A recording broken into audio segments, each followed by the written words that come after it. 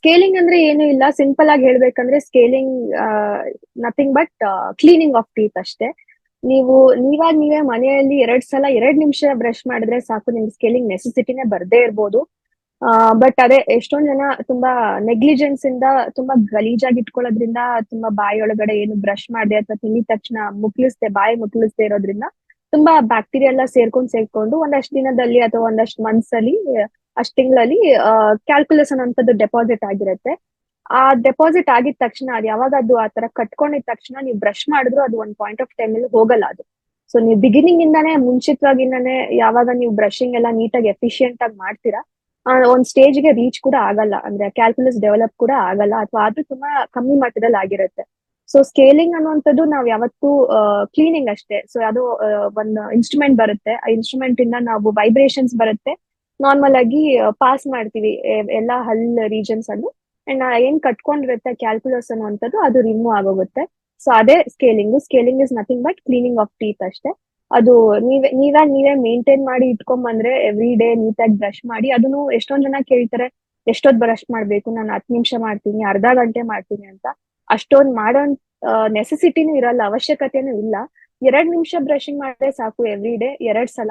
ಬೆಳಗ್ಗೆ ಊಟ ಆಗೋಕ್ ಮುಂಚೆ ಎದ್ದಿದ ತಕ್ಷಣ, ಆಮೇಲೆ ನೈಟ್ ಊಟ ಆದ್ಮೇಲೆ ಬ್ರಷ್ ಮಾಡಿದ್ರೆ ಅದಕ್ಕಿಂತ ಇನ್ನೂ ಏನು ನೆಸೆಸಿಟಿನೇ ಬರಲ್ಲ.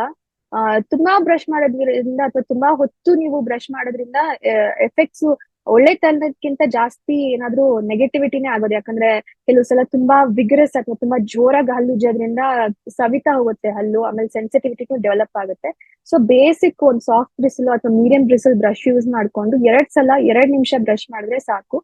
ಬಟ್ ಅದೇ ಇನ್ ಕೇಸ್ ಅದನ್ನ ನೀವು ಮಾಡದೆ ಹೋದಾಗ, ಯಾವಾಗ ಕ್ಯಾಲ್ಕುಲಸ್ ಅನ್ನೋಂಥದ್ದು ಡೆಪಾಸಿಟ್ ಆಗುತ್ತೆ, ಈ ಬ್ಯಾಕ್ಟೀರಿಯಾ ಎಲ್ಲ ಸೇರ್ಕೊಂಡು ಒಂದ್ ವಾರಗಳಲ್ಲಿ ಅಥವಾ ತಿಂಗಳುಗಳಲ್ಲಿ ನೀವು ಅದನ್ನ ಮೇಂಟೈನ್ ಮಾಡದೇ ಇದ್ರೆ, ಅವಾಗ ಸ್ಕೇಲಿಂಗ್ ಅನ್ನೋಂಥದ್ದು ನೆಸೆಸಿಟಿ ಆಗುತ್ತೆ. ಅದು ನಥಿಂಗ್ ಬಟ್ ಅದೇ ನಾನು ಹೇಳ್ದಂಗೆ ಒಂದ್ ಇನ್ಸ್ಟ್ರೂಮೆಂಟ್ ಇಂದ ವೈಬ್ರೇಷನ್ಸ್ ಬರುತ್ತೆ, ನಾವು ಹಲ್ ಮೇಲೆ ಪಾಸ್ ಮಾಡ್ತಾ ಹೋಗ್ತೀವಿ ಎಲ್ಲಿ ಕ್ಯಾಲ್ಕುಲಸ್ ಅಂತ, ಅದು ರಿಮೂವ್ ಆಗೋಗುತ್ತೆ. It is very simple procedure. ಇವಾಗ ಸ್ಕೇಲಿಂಗ್ ಪೇನ್ಫುಲ್ ಅನ್ನೋಂಥದ್ದು ಇವಾಗ ಎರಡ್ ಸಂದರ್ಭಗಳಲ್ಲಿ ನಾವ್ ಇದನ್ನ ಎಕ್ಸ್ಪ್ಲೇನ್ ಮಾಡ್ಬೋದು. ಒಂದು, ಕೆಲವ್ರು ತುಂಬಾ ಕಾನ್ಶಿಯಸ್ ಆಗಿರ್ತಾರೆ, ತುಂಬಾ ಕೇರ್ ತಗೋತಿರ್ತಾರೆ, ಬಾಯಿ ಏನೋ ಒಂದ್ ಸಣ್ಣ ಪುಟ್ಟ ಆಗಿದ ತಕ್ಷಣ ಡೆಂಟಿಸ್ಟ್ ಹತ್ರ ಓಡ್ ಬರುವಂತದ್ದಾಗಿರುತ್ತೆ. ಸೊ ಅವಾಗ ವೆರಿ ಮಿನಿಮಲ್ ಅಥವಾ ತುಂಬಾ ಕಡಿಮೆ ಕ್ಯಾಲ್ಕುಲಸ್ ಇದ್ರೂ ಅವ್ರಿಗೆ ತುಂಬಾ ಅನ್ಸ್ತಿರುತ್ತೆ, ಏನೋ ಇದೆ, ಐ ಕ್ಯಾನ್ ಸಿ, ಅದೇನೋ ಕಾಣ್ತಿದೆ, ಅಷ್ಟ್ ಗಲೀಜಾಗಿದೆ ಅಂತ. ಬಟ್ ಕೆಲವು ಸಲ ಹಲ್ಲೇ ಕವರ್ ಆಗ್ಬಿಟ್ಟಿರುತ್ತೆ, ನಮ್ಗೆ ಏನ್ ನ್ಯಾಚುರಲ್ ಹಲ್ ಏನ್ ವೈಟ್ ಆಗಿ ಕಾಣಿಸ್ತಿರುತ್ತೋ ಅದು ಫುಲ್ ಕವರ್ ಆಗೋಷ್ಟು ಕ್ಯಾಲ್ಕುಲಸ್ ಡೆವಲಪ್ ಆಗ್ಬಿಟ್ಟಿರುತ್ತೆ. ಅವಾಗ ನೋಡ್ಕೊಂಡೇ ಇರಲ್ಲ ಕೆಲವು ಪೇಷಂಟ್ಸ್, ಇಷ್ಟೊಂದು ಅಥವಾ ನೋಡಿದ್ರು ನೆಗ್ಲೆಕ್ಟ್ ಮಾಡ್ಬಿಟ್ಟಿರ್ತಾರೆ ಹಿಂಗಿದೆ ಅಂತ. ಸೊ ಅಂತ ಟೈಮ್ ಅಲ್ಲಿ ನಾವು ಎಕ್ಸ್ಪ್ಲೇನ್ ಮಾಡ್ಬೋದು. ಆತರ ಮಿನಿಮಲ್ ಆಗಿದ್ದಾಗ ಅಥವಾ ತುಂಬಾ ಕಮ್ಮಿ ಆಗಿದ್ದಾಗ ಏನೇ ಮಾಡಿದ್ರು ಅಂತ ಪೇನ್ ಅಂತದೇನು ಬರೋದಿಲ್ಲ. ಮೇ ಬಿ ಸ್ವಲ್ಪ ಸೆನ್ಸಿಟಿವಿಟಿ ಆಗ್ಬೋದು ಅಷ್ಟೇ, ಒಂದ್ ಸ್ವಲ್ಪ ಜುಮ್ ಅನ್ಬೋದು. ಬಟ್ ಅದೇ ತುಂಬಾ ಕ್ಯಾಲ್ಕುಲಸ್ ತುಂಬಾ ಡೆಪಾಸಿಟ್ ಆಗಿ ಅಲ್ಲೆಲ್ಲಾ ಕವರ್ ಆಗೋ ಮಟ್ಟಿಗೆ, ಅಥವಾ ತುಂಬಾನೇ ಥಿಕ್ ಒಂದ್ ಬ್ಯಾಂಡ್ ತರಾನೇ ಡೆವಲಪ್ ಆಗ್ಬಿಟ್ಟಿರುತ್ತೆ, ಫಾರ್ಮ್ ಆಗ್ಬಿಟ್ಟಿರುತ್ತೆ ಹಲ್ ಮೇಲೆಲ್ಲ.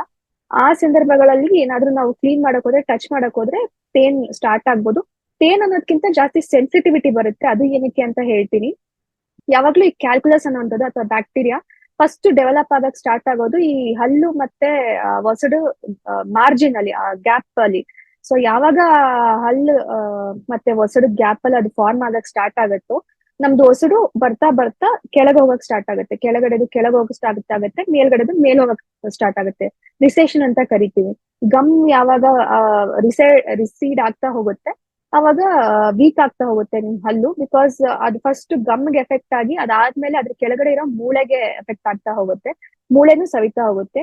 ಸೊ ಈಗ ನಮ್ಮ ಹಲ್ಲು ಇರೋದೇ ಈ ಮೇಲ್ಗಡೆ ಕೆಳಗಡೆ ದವಡೆಗಳಲ್ಲಿ, ಸುಮ್ನೆ ಗಾಳಿಯಲ್ಲಿಲ್ಲ. ಯಾವ್ದೇ ಹಲ್ಲಾಗ್ಲಿ ಒಳಗಡೆ ಮೂಳೆ ಒಳಗಡೆನೆ ಇರೋದದು. ಸೊ ಯಾವಾಗ ಗಮ್ಸ್ ವೀಕ್ ಆಗ್ತಾ ಹೋಗುತ್ತೆ, ಅದ್ರ ಕೆಳಗಡೆ ಇರೋ ಮೂಳೆನೂ ವೀಕ್ ಆಗ್ತಾ ಹೋಗುತ್ತೆ. ಈ ತರ ಕ್ಯಾಲ್ಕುಲಸ್ ಡೆಪಾಸಿಟ್ ಆಗಿ ಡೆವಲಪ್ ಆಗಿ ತುಂಬಾ ಪ್ರೊಸೀಡ್ ಆಗ್ತಾ ಹೋದ್ರೆ. ಅದಕ್ಕೆ ಎಷ್ಟೊಂದ್ಸಲ ನೀವು ನೋಡಿರ್ಬೋದು, ಹಲ್ಲಲ್ಲಿ ಹುಳುಕಿಲ್ಲ ಅಂದ್ರೂ ಹಲ್ಲು ಅಲಾಡಕ್ ಸ್ಟಾರ್ಟ್ ಆಗೋಗಿರುತ್ತೆ, ಮತ್ತೆ ಆಲ್ಮೋಸ್ಟ್ ಅದು ಕೈಗೆ ಬಂದ್ಬಿಡುವಂತ ಅಷ್ಟು ಲೂಸ್ ಆಗೋಗಿರುತ್ತೆ. ಸೊ ಈ ಹಲ್ಲು ಕ್ಲೀನ್ ಮಾಡಿಸ್ಕೊಳ್ಳುವಂತ ನೆಸೆಸಿಟಿ ಆ ಸಂದರ್ಭಗಳಲ್ಲಿ ಬಂದೇ ಬರುತ್ತೆ. ಅಥವಾ ಏನಿಲ್ಲ ಅಂದ್ರೂ ಅಟ್ಲೀಸ್ಟ್ ಒಂದ್ 6 ತಿಂಗಳಿಗೋ 1 ವರ್ಷಕ್ಕೋ ನೀವು ನಿಮ್ ಡೆಂಟಿಸ್ಟ್ ನ ವಿಸಿಟ್ ಮಾಡಿದ್ರೆ ಅವರೇ ನಿಮ್ಗೆ ಸಜೆಸ್ಟ್ ಮಾಡ್ತಾರೆ ಕ್ಲೀನಿಂಗ್ ನೆಸೆಸಿಟಿ ಇದೆಯಾ, ಅಥವಾ ಈಗ ಸದ್ಯಕ್ಕೆ ನೆಸೆಸಿಟಿ ಇದೆಯಾ, ಅಥವಾ ಒಂದ್ 6 ತಿಂಗಳು ಆದ್ಮೇಲೆ ನೀವು ಬಂದ್ ಮಾಡಿಸ್ಕೋಬಹುದಾ ಅನ್ನೋಂಥದ್ದು. ಸೊ ಪೇನ್ಫುಲ್ ಯಾವಾಗ ಆಗುತ್ತೆ ಅಂದ್ರೆ, ಅದ್ ಯಾವಾಗ ನಿಮ್ದು ಗಮ್ಸ್ ರಿಸೀಡ್ ಆಗ್ತಾ ಹೋಗುತ್ತೆ ಅಥವಾ ಕೆಳಗೆ ಜಾರ್ತಾ ಹೋಗುತ್ತೆ, ಅವಾಗ ಹಲ್ಲಿನ ಬೇರ್ ಏನಿರುತ್ತೆ ಅದು ತುಂಬಾ ಸೆನ್ಸಿಟಿವ್ ಆಗಿರುತ್ತೆ. ಇದು ಗಮ್ಸ್ ಮತ್ತೆ ಮೂಳೆ ಕವರ್ ಆಗಿರೋದ್ರಿಂದ ಅದ್ ಗೊತ್ತಾಗಲ್ಲ. ದ ಮೊಮೆಂಟ್ ಅದ್ ಯಾವಾಗ ಕೆಳಗ್ ಜಾರ್ತಾ ಹೋಗುತ್ತೆ, ಮೂಳೆ ಕೂಡ ಸವಿತಾ ಹೋಗುತ್ತೆ, ಹಲ್ಲು ಎಕ್ಸ್ಪೋಸ್ ಆಗುತ್ತೆ. ಆ ಎಕ್ಸ್ಪೋಸ್ ಆಗುವಂತ ಸಂದರ್ಭಗಳಲ್ಲಿ ಸೆನ್ಸಿಟಿವಿಟಿ ಬರ್ಬೋದು. ಅದೇ ಕಾರಣಕ್ಕೋಸ್ಕರ ಎಷ್ಟೊಂದ್ ಜನ ಹಲ್ಲು ಕ್ಲೀನ್ ಮಾಡಿದ ತಕ್ಷಣ ಸೆನ್ಸಿಟಿವಿಟಿ ಜಿಮ್ ಅಂತಿದೆ ಅಂತ ಕಂಪ್ಲೇಂಟ್ ಮಾಡ್ತಾರೆ. ಬಟ್ ಅಗೇನ್ ಅದು ಸ್ವಲ್ಪ ಮಟ್ಟಕ್ಕೆ ಮಾತ್ರ ರೆಸಿಡ್ ಆಗಿದೆ, ಸ್ವಲ್ಪ ಮಟ್ಟಿಗೆ ಮಾತ್ರ ಗಮ್ ಕೆಳಗ್ ಜಾರಿದ್ರೆ ಅವಾಗ ಅದು 1-2-3 ಡೇಸ್ ಅಥವಾ 1 ವೀಕ್ ಟೈಮ್ ಅಲ್ಲಿ ಸರಿ ಹೋಗುತ್ತೆ ಅದಾಗದೆ. ಬಟ್ ಇನ್ ಕೇಸ್ ಅದು ತುಂಬಾ ಸಿವಿಯರ್ ಆಗಿ ರಿಸೀವ್ ಆಗೋಗಿದೆ, ಹಲ್ ಸಪೋರ್ಟೇ ಇಲ್ದಂಗೆ ಮೂಳೆ ಮತ್ತೆ ವಸುಡಿ ಏನ್ ಜಾರ್ ಬಿಟ್ಟಿದೆ ಅಂತ ಹೇಳಿದಾಗ ಅವಾಗಿನ ಸಂದರ್ಭಗಳಲ್ಲಿ ನಿಮ್ಗೆ ಸೆನ್ಸಿಟಿವಿಟಿ ಜಾಸ್ತಿನೇ ಇರ್ಬೋದು. ಸೊ ಸೆನ್ಸಿಟಿವಿಟಿ ಮೇನ್ ಪ್ರಾಬ್ಲಮ್ ಬರುತ್ತೆ, ಬಟ್ ಪೇನ್ ಅನ್ನೋಂಥದ್ದು ಅಷ್ಟಿರಲ್ಲ. ಇದ್ರೆ ಸೆನ್ಸಿಟಿವಿಟಿ ಇರುತ್ತೆ. ರಿಸ್ಟ್ರಿಕ್ಷನ್ಸ್ ಅನ್ನೋಂಥದ್ದು ಏನಿರಲ್ಲ. ಆಸ್ ಇಟ್ ಇಸ್ ಅವರು ಯಾವಾಗ ನೋಟಿಸ್ ಮಾಡ್ತಾರೆ ಅಥವಾ ಅವ್ರ ಗಮನಕ್ಕೆ ಯಾವಾಗ ಬರುತ್ತೆ ಈ ತರ ಕ್ಲೀನಿಂಗ್ ಮಾಡಿಸ್ಕೋಬೇಕು ಅಂತ, ಏನೋ ಕಟ್ಕೊಂಡಿದೆ ಅನ್ನೋಂಥದ್ದಾಗ್ಲಿ, ಅಥವಾ ತುಂಬಾ ಜಾಸ್ತಿ ಕಟ್ಕೊಂಡಾಗ ಅವ್ರಿಗೆ ಬ್ಯಾಡ್ ಸ್ಮೆಲ್ ಕೂಡ ಸ್ಟಾರ್ಟ್ ಆಗುತ್ತೆ. ಅವ್ರಿಗೆ ಗೊತ್ತಾಗುತ್ತೆ ಇಲ್ವಾ ಪಕ್ಕದಲ್ಲಿ ಮಾತಾಡೋರ್ಗೆ ಅಥವಾ ಅವ್ರ ಮನೇಲಿ ಇರೋರ್ಗೆ ಅಥವಾ ಫ್ರೆಂಡ್ಸ್ಗಂತೂ ತುಂಬಾ ಈಸಿಯಾಗಿ ಗೊತ್ತಾಗ್ಬಿಡುತ್ತೆ ಸುಲಭವಾಗಿ, ಏನೋ ಬ್ಯಾಡ್ ಸ್ಮೆಲ್ ಬರ್ತಿದೆ, ತುಂಬಾ ಕೆಟ್ಟ ವಾಸನೆ ಬರ್ತಿದೆ ಬಾಯಿಂದ ಅಂತ. ಅದು ತುಂಬಾ ಯಾವಾಗ ತುಂಬಾ ಜಾಸ್ತಿ ಕಟ್ಕೊಂಡಿರುತ್ತೆ ಹಲ್ಗಳಲ್ಲಿ ಈ ತರ ಕೊಳೆ, ಅವಾಗ ಗೊತ್ತಾಗುತ್ತೆ. ಸೊ ರೆಸ್ಟ್ರಿಕ್ಷನ್ಸ್ ಅಂತ ಏನೂ ಇಲ್ಲ, ಬಟ್ ಅವ್ರಿಗೆ ಗೊತ್ತಾಗಿದ ತಕ್ಷಣ ಈ ತರ ಏನೋ ಆಗ್ತಿದೆ ಅಥವಾ ಏನೋ ಸರಿ ಇಲ್ಲ, ಚೆನ್ನಾಗಿ ಫೀಲ್ ಆಗ್ತಿಲ್ಲ ಅಂದಿದ ತಕ್ಷಣ ಅವರು ಡೆಂಟಿಸ್ಟ್ ನ ವಿಸಿಟ್ ಮಾಡ್ಬೋದು. ಅದಕ್ಕೆ ಮುಂಚೆ ಏನು ರೆಸ್ಟ್ರಿಕ್ಷನ್ ಇಲ್ಲ, ಅದಾದ್ಮೇಲೆ ಏನು ರೆಸ್ಟ್ರಿಕ್ಷನ್ಸ್ ಇರಲ್ಲ. ಬಟ್ ಅದಾದ್ಮೇಲೆ ಸ್ವಲ್ಪ ಸೆನ್ಸಿಟಿವಿಟಿ ಬರೋದ್ರಿಂದ ಮೇ ಬಿ ಅವ್ರು ಕೆಲವೊಂದು ಪದಾರ್ಥಗಳನ್ನ ಅವಾಯ್ಡ್ ಮಾಡ್ಬೇಕಾಗತ್ತೆ, ಸ್ವಲ್ಪ ಕಮ್ಮಿ ಬಳಸ್ಬೇಕಾಗತ್ತೆ 1 ವಾರಕ್ಕೋ 2 ವಾರಕ್ಕೋ. ಈಗ ಜಾಸ್ತಿ ಏನಾದ್ರೂ ತುಂಬಾ ಕೋಲ್ಡ್ ಪದಾರ್ಥ ತಿನ್ನೋದು ಅಥವಾ ತುಂಬಾ ಸ್ವೀಟ್ ತಿಂದಾಗ ಸೆನ್ಸಿಟಿವಿಟಿ ಜಾಸ್ತಿ ಆಗುವಂತದ್ದು ಇರ್ಬೋದು. ಅದಕ್ಕೋಸ್ಕರ ಅಂತದ್ನ 1-2-3 ವಾರ ಅವಾಯ್ಡ್ ಮಾಡ್ಕೊಂಡು ನಾವು ಕೆಲವೊಂದು ಪೇಸ್ಟ್ ಗಳು ಬರುತ್ತೆ, ಆಂಟಿ ಸೆನ್ಸಿಟಿವಿಟಿ ಟೂತ್ ಪೇಸ್ಟ್ ಅಂತ, ಅದನ್ನ ಯೂಸ್ ಮಾಡಿ ನಾವ್ ಹೇಳೋದನ್ನ ಫಾಲೋ ಮಾಡಿದ್ರೆ ಏನು ಅಂತ ರೆಸ್ಟ್ರಿಕ್ಷನ್ಸ್ ಅಥವಾ ಕಾಂಪ್ಲಿಕೇಶನ್ಸ್ ಬರಕ್ ಮುಂಚೆನೂ ಇರಲ್ಲ, ಅಥವಾ ನಮ್ ಕಡೆ ಹೋದ್ಮೇಲೂ ಇರೋದಿಲ್ಲ. ಬ್ಲೀಡಿಂಗ್, ರಕ್ತ ಬರುವಂತದ್ದು ಹಲ್ಲಲ್ಲಿ ಕ್ಲೀನಿಂಗ್ ಮಾಡಿದ ತಕ್ಷಣ ಅದು ನಾರ್ಮಲೇ, ಬಟ್ ಎಲ್ಲಾ ಟೈಮಲ್ಲೂ ಅದು ನಾರ್ಮಲ್ ಆಗಿರೋದಿಲ್ಲ. ಕೆಲವು ಸಲ ತುಂಬಾ ಕಮ್ಮಿ ಕ್ಯಾಲ್ಕುಲಸ್ ಅಥವಾ ತುಂಬಾ ಕಮ್ಮಿ ಕಟ್ಕೊಂಡಿದ್ರೆ ಗಲೀಜೆಲ್ಲ, ಅವಾಗ ನಾರ್ಮಲ್ ಆಗಿ ಸ್ವಲ್ಪ ಹಾರ್ಡ್ಲಿ 1-5-10 ನಿಮಿಷದಲ್ಲಿ ಪ್ರೊಸೀಜರೇ ಕಂಪ್ಲೀಟ್ ಆಗ್ಬಿಡುತ್ತೆ. ಅವಾಗ ಏನು ಎಕ್ಸ್ಪೆಕ್ಟ್ ಮಾಡುವಂತದ್ದು ಇರಲ್ಲ ಬ್ಲೀಡಿಂಗ್ ಅಥವಾ ರಕ್ತ ಬರುವಂತದ್ದು. ಬಟ್ ತುಂಬಾ ಯಾವಾಗ ಸಿವಿಯರ್ ಆಗಿ ಕಟ್ಕೊಂಡಿರುತ್ತೆ, ನಾನು ಹೇಳ್ದಂಗೆ ತುಂಬಾ ಅಲ್ಲಾಡಕ್ ಸ್ಟಾರ್ಟ್ ಆಗ್ತಿರುತ್ತೆ, ಅಥವಾ ಹೊಸುಡು ಎಲ್ಲ ತುಂಬಾ ಊದ್ಕೊಂಡಿರುವಂತದ್ದಾಗ್ಲಿ, ಆತರ ಎಲ್ಲ ಇದ್ದಾಗ ಬ್ಲೀಡಿಂಗು ತುಂಬಾ ಜಾಸ್ತಿನೇ ಇರ್ಬೋದು ಎಷ್ಟೊಂದ್ ಸಂದರ್ಭಗಳಲ್ಲಿ. ಸೊ ಅದನ್ನು ನಾರ್ಮಲ್, ಬಿಕಾಸ್ ಆ ಪ್ರೊಸೀಜರ್ ಮಾಡುವಾಗ ನಮ್ ಇನ್ಸ್ಟ್ರೂಮೆಂಟ್ ಟಿಪ್ ಏನಿರುತ್ತೆ ಟಚ್ ಆಗ್ತಿರುತ್ತೆ ಹೊಸಡಿಗೆಲ್ಲ. ವಿತೌಟ್ ದಟ್ ನಾವ್ ಹಂಗೆ ಪ್ರೊಸೀಜರ್ ಮಾಡ್ಕೊಂಡು ಹೋಗಕ್ಕಾಗಲ್ಲ, ಸ್ವಲ್ಪ ಮಟ್ಟಿಗೆ ಟಚ್ ಆಗ್ತಾ ಹೋಗುತ್ತೆ. ಸೊ ಅವಾಗ ಬ್ಲೀಡಿಂಗ್ ಎಕ್ಸ್ಪೆಕ್ಟೆಡ್, ಬಿಕಾಸ್ ತುಂಬಾ ಗಮ್ಸ್ ಎಲ್ಲ ಹೊಸಡೆಲ್ಲ ತುಂಬಾ ಊದ್ಕೊಂಡಿರೋದು ಅಥವಾ ಇನ್ಫೆಕ್ಷನ್ ಆಗಿರೋದ್ರಿಂದ ಇಟ್ ಇಸ್ ಕ್ವೈಟ್ ನಾರ್ಮಲ್.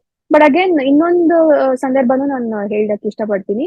ಕೆಲವು ಸಲ ಸಿಸ್ಟಮಿಕ್ ಹೆಲ್ತ್ ಸರಿ ಇಲ್ಲಲ್ಲ, ಕೆಲವು ಡಯಾಬಿಟಿಸ್ ಪೇಷಂಟ್ಸ್ ಇರ್ಬೋದು, ಅಥವಾ ಬೇರೆ ಏನಾದ್ರೂ ಅವ್ರಿಗೆ ಸಿಸ್ಟಮಿಕಲಿ ಹೆಲ್ದಿ ಇಲ್ಲದೆ ಇರ್ಬೋದು, ಅವಾಗ ಕೆಲವು ಸಲ ಬ್ಲಡ್ ಥಿನ್ನರ್ಸ್ ತಗೋತಿರ್ತಾರೆ. ಸೊ ಸ್ವಲ್ಪ ಸುಮ್ನೆ ಟಚ್ ಮಾಡಿದ ತಕ್ಷಣ ಕೆಲವ್ರು ಬ್ಲೀಡಿಂಗ್ ಸ್ಟಾರ್ಟ್ ಆಗೋಗುತ್ತೆ.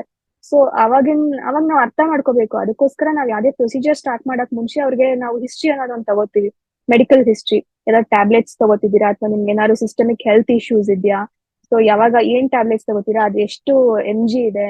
ಸೊ ನಾವ್ ಅದ್ರ ಮೇಲೆ ನಾವು ಆ ಬೇಸಿಸ್ ಮೇಲೆ ನಾವು ಪ್ರೊಸೀಡ್ ಮಾಡ್ಬೋದು, ಏನಾದ್ರು ಮಾಡ್ಬೇಕಾ ಪ್ರೊಸೀಜರ್ ಇಲ್ವಾ ಅಂತ. ಸ್ಕೇಲಿಂಗ್ ಅಥವಾ ಕ್ಲೀನಿಂಗ್ ಅನ್ನೋಂಥದ್ದು ಅಷ್ಟೊಂದೇನು ನಾವು ಜಾಸ್ತಿ ತಲೆ ಕೆಡ್ಸ್ಕೊಳ್ಳೋಂಥದ್ದು ಏನಿರಲ್ಲ. ಬ್ಲೀಡಿಂಗ್ ಅದೇ ನಾ ಹೇಳ್ದಂಗೆ ಕೆಲವೊಂದ್ ಸಂದರ್ಭಗಳಲ್ಲಿ ನಾರ್ಮಲ್ ಆಗಿರುತ್ತೆ.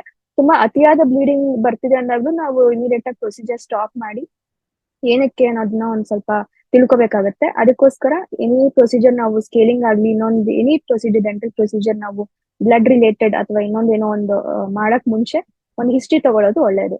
ಬಟ್ ಅದರ್ವೈಸ್ ಸಣ್ಣ ಪುಟ್ಟ ಬ್ಲೀಡಿಂಗ್ ಇಸ್ ಕ್ವೈಟ್ ಕಾಮನ್. ಅದಿನ್ನು ತುಂಬಾ ದೊಡ್ಡ ಮಟ್ಟಿಗೆ ಆದ್ರೆ ಮಾತ್ರ ತಲೆ ಕೆಡ್ಸ್ಕೋಬೇಕಷ್ಟೇ.